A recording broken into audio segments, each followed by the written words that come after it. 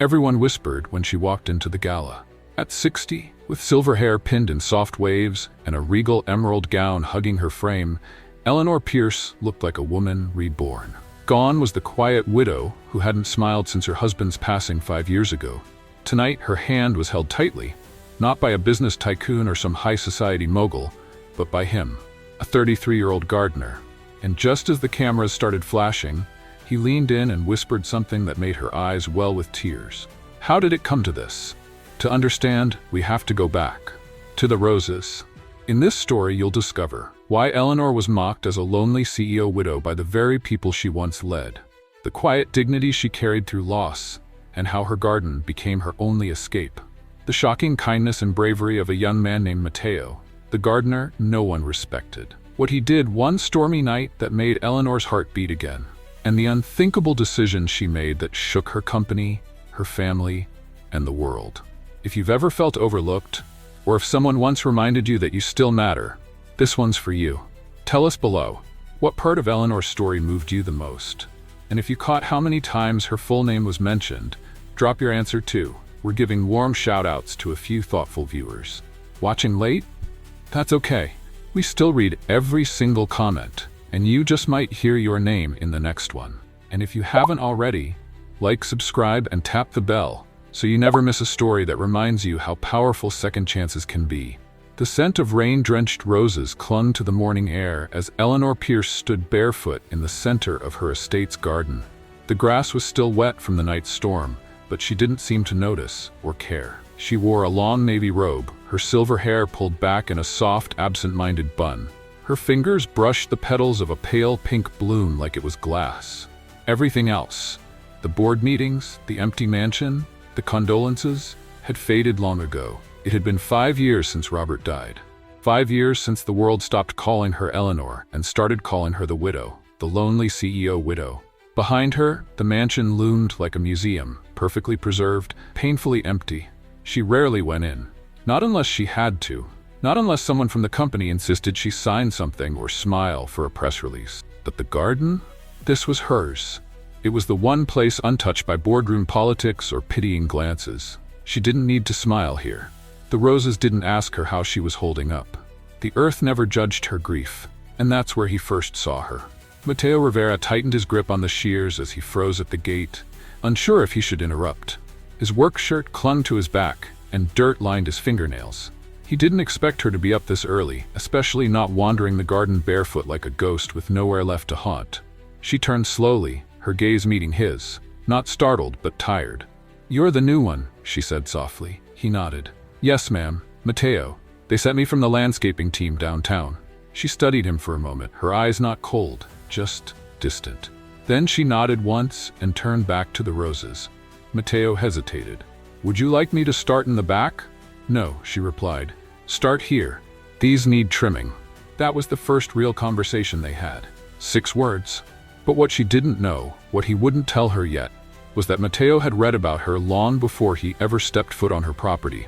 She was the legend in every business article, the woman who built Pierce International with her husband from nothing, the woman who vanished when he died. And now he was here, pruning roses beside her, wondering how grief could look so graceful and so heavy at the same time. The following morning, Eleanor was already in the garden when Matteo arrived. This time, she wore a wide-brimmed straw hat and a thick wool cardigan that hung off one shoulder. Dew clung to her slippers. She didn't look at him when he walked in. Matteo set down his tools quietly, unsure if yesterday's brief moment meant anything, or if she preferred the silence. But as he knelt by the hedges, she surprised him. "Do you know what this is?" she asked, pointing at a faded yellow flower curling at the edges. He looked up. "That's a Lady Banks rose. Needs less pruning than most, but it doesn't like too much water." She raised an eyebrow. "Impressive. Most of the others just nod and smile." Matteo chuckled. "I actually studied horticulture. He trailed off. "Before life rerouted me." Eleanor glanced at him. Her lips pressed into something that wasn't quite a smile, but no longer apathy. "You know, Robert planted that one," she said after a long pause. "Said it reminded him of me when we first met. Soft but stubborn." Matteo looked at the flower again. "It's the most resilient in this whole garden." She looked at him then, really looked. Not as the hired help, not as a stranger, as someone who saw the same things she saw, someone who didn't flinch around grief. "Tell me something," she asked suddenly. "Do you believe some plants thrive only when they're noticed?" He leaned back on his heels thinking, "I think they always thrive best when someone cares, even the stubborn ones." A breeze stirred between them. It carried the scent of lavender and old rain. For a moment, Eleanor felt it, the warmth in the silence. The way this man didn't tiptoe around her sadness, didn't try to fix it, didn't try to look away. She cleared her throat. "Come back after lunch? I'll show you the back garden. No one's touched it since before." Matteo gave a quiet nod. "I'd like that." As she walked away, he watched her go. Not like a man falling in love, not yet, but like someone seeing a storm break over the ocean. Graceful, slow, inevitable. And Eleanor? She paused just before the door, touched the edge of her cardigan, and glanced back. Just once. She hadn't done that for anyone in 5 years. The door creaked open with a tired groan as Eleanor led Matteo around the back of the estate. The cobblestone path was cracked with moss, and wild vines choked the trellises that once arched with blooms. This wasn't a garden, it was a memory swallowed whole. "No one comes back here," she said quietly. "Not even me. Not since Robert passed." Matteo took in the scene. The old iron bench was rusted, nearly hidden behind a wall of wisteria gone rogue. Bird baths sat dry. Stone planters were broken, their contents long since overrun with weeds. But beneath the decay, he saw beauty. Potential. "What do you see?" Eleanor asked. Not as a test, more like a dare. He squatted beside a thicket of forgotten daffodils and brushed away dead leaves. "I see what he saw. What you saw too once." She folded her arms. "And what was that?" "A place to feel alive." Eleanor didn't answer at first. Her eyes drifted to the corner where an old arbor used to stand. She could almost hear Robert's voice there, calling her to come sit, come rest. "Would it be foolish," she said slowly, "to bring this back? At my age?" Matteo stood. "You're 60.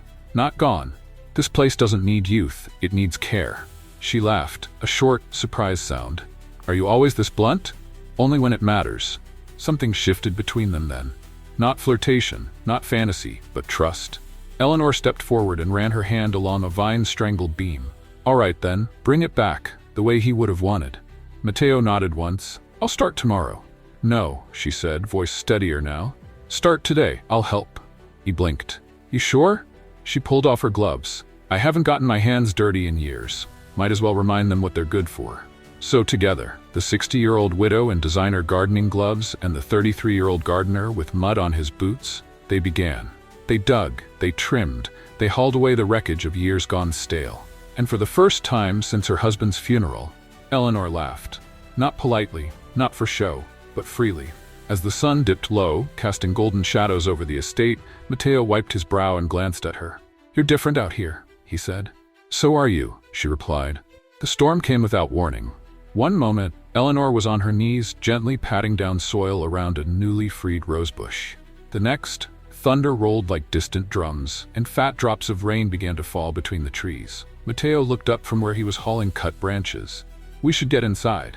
But Eleanor didn't move. Rain fell harder now, soaking through her cardigan, flattening her silver hair against her scalp. Yet she sat still, eyes closed, face tilted to the sky.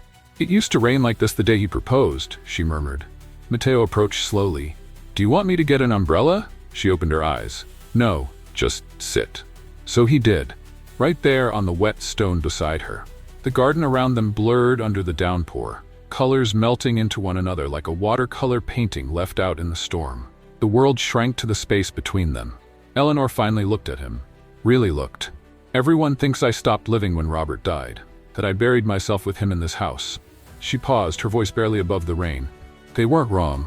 Matteo didn't say anything. His presence was enough. "But you," she continued, "you walk in with mud on your boots and sunlight in your eyes, and suddenly I remember what it feels like to breathe." Her words surprised even her. Vulnerability hadn't slipped out like that in years. Matteo blinked, rain dripping from his lashes. "You bring that out in me too, you know." She tilted her head, studying him with quiet curiosity. "How old are you?" 33. "That's half my life." He smiled. "Maybe. But time doesn't grow gardens, people do." Lightning flashed behind them. Eleanor reached up slowly and tucked a wet strand of hair behind her ear, her hand trembling slightly. Matteo's fingers brushed hers. Neither pulled away. They sat in silence as the rain soaked them to the bone, but neither moved. Because in that moment, Between the storms of grief and the bloom of something new, Eleanor Pierce didn't feel like a lonely CEO. She felt alive. The rain had passed, but the garden still shimmered with its memory. Eleanor sat beneath the old magnolia tree, wrapped in a dry shawl, her bare feet resting on a flat stone Matteo had uncovered just days earlier. The air was damp, fragrant, and quiet. She watched him from a distance as he repaired a broken fence post near the edge of the garden. His movements were calm, measured, but every so often he glanced back at her. Something hung between them now, something unsaid. When he finally walked over, he held 2 mugs, steaming, earthy-smelling tea. "From your rosemary and lemon balm," he said. "Hope I got the balance right." She accepted the mug and took a sip. Her eyes flicked up in surprise. "You made this? I told you, I studied this stuff." He gave a soft smile. "There's more to me than hedge trimming." She gave a small nod. "I believe that." They sat in silence for a moment. The kind of silence that hums, not awkward but full. Then Matteo placed his mug down, shifted slightly toward her, and cleared his throat. "I need to say something, and I don't know if it's right, but it's real." Eleanor's spine stiffened just a little. "I didn't come here just for a job," he said. "I needed a reset. I lost someone too, a partner. 2 years ago, car crash, and I didn't know how to breathe after that." Her lips parted, but no words came. He continued. "Working with dirt helped. Plants don't lie. They grow or they don't. I didn't think anything else could grow inside me again." His gaze lifted to hers. "Until you." Eleanor's hands trembled slightly as she set her mug down. "Matteo, I'm not saying this to make anything complicated. I know how this looks. I know what people would say." She met his eyes then, and saw none of the desperation she'd feared. Just honesty. "I've lived in silence for so long," she said, voice hoarse. "No one dared to speak truth to me since Robert died. They either praised me like a statue or pitied me like a ghost." "I don't see a ghost," he said. "I see a woman who makes roses bloom again." Her heart skipped, not because it was romantic, but because it was real. She reached out and gently laid her hand over his. "I don't know what this is, Matteo." "Me neither," he said. "But I know it's the first thing that's made me feel like I could stay somewhere." They didn't kiss, not yet, but something rooted that day under the magnolia tree. Not rushed, not defined, but growing.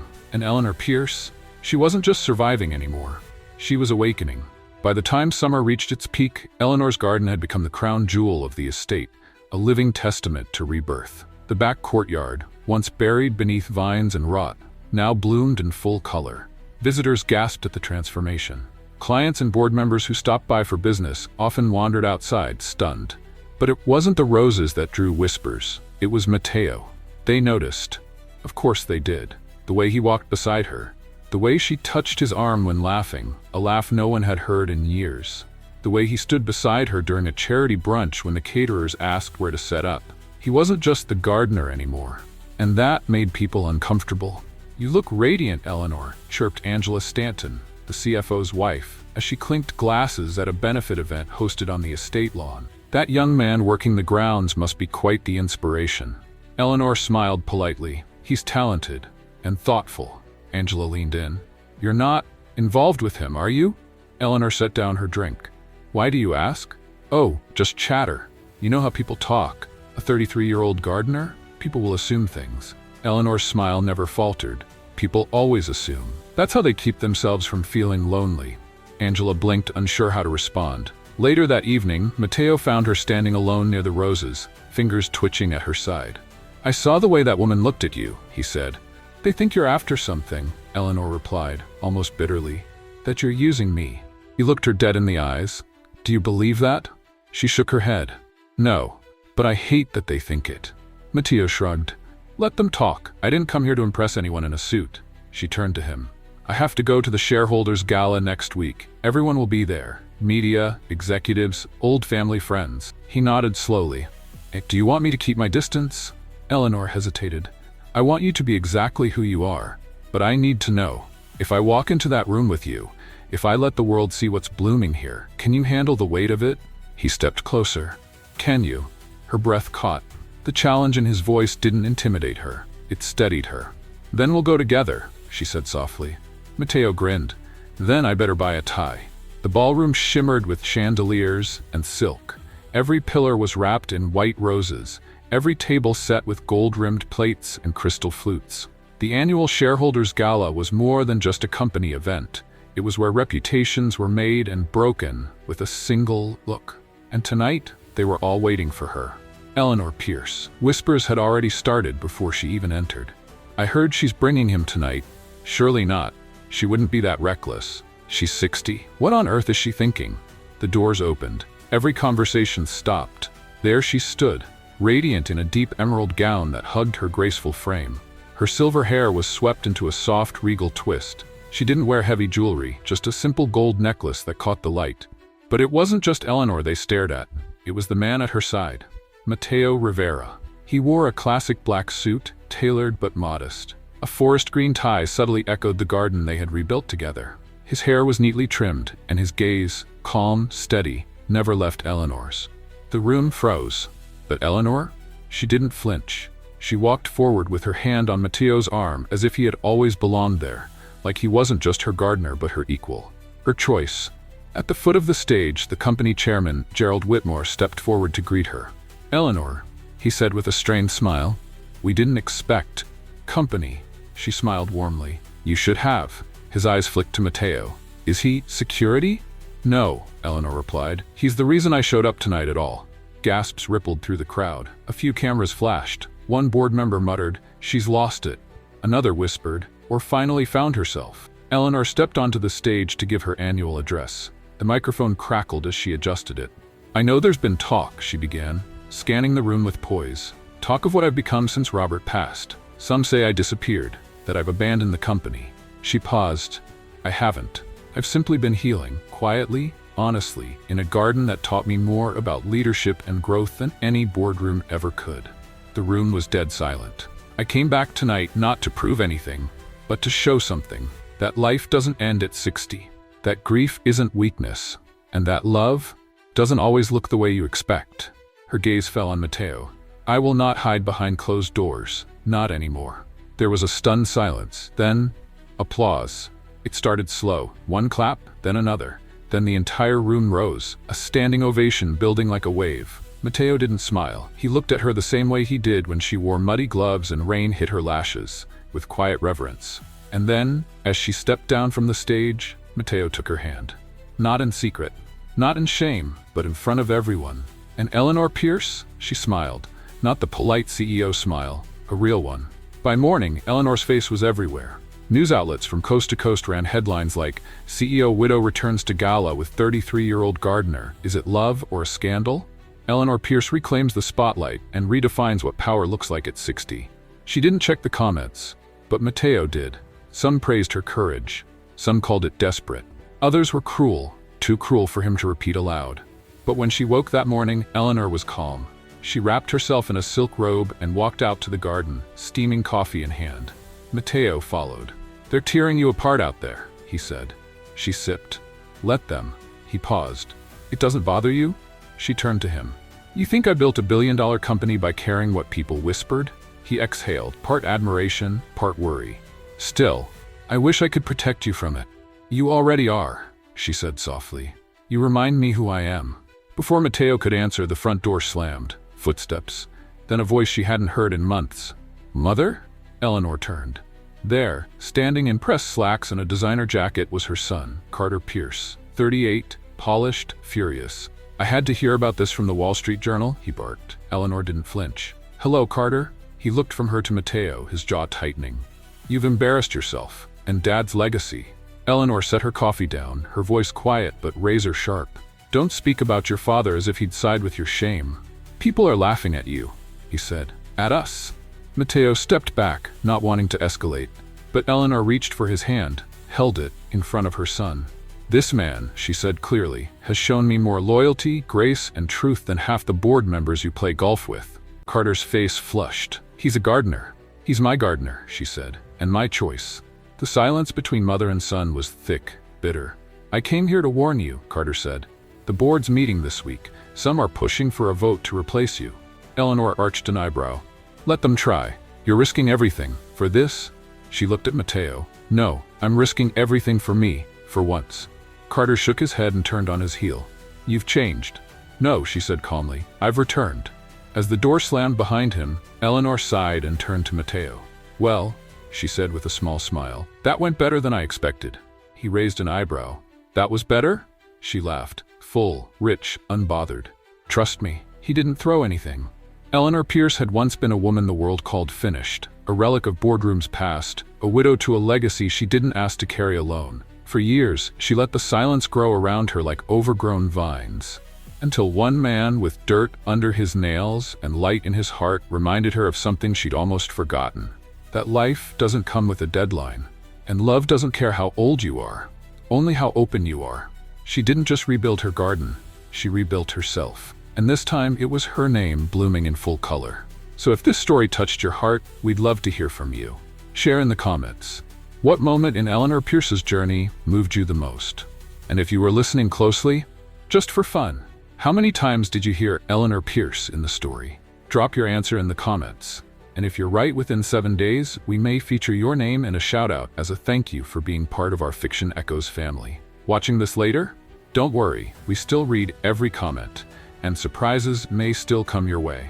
If you enjoy meaningful stories like this one, the next chapter is already waiting. Just click the video that's about to appear, and we'll see you there. Don't forget to like, subscribe, and tap the bell so you never miss a moment of what happens next.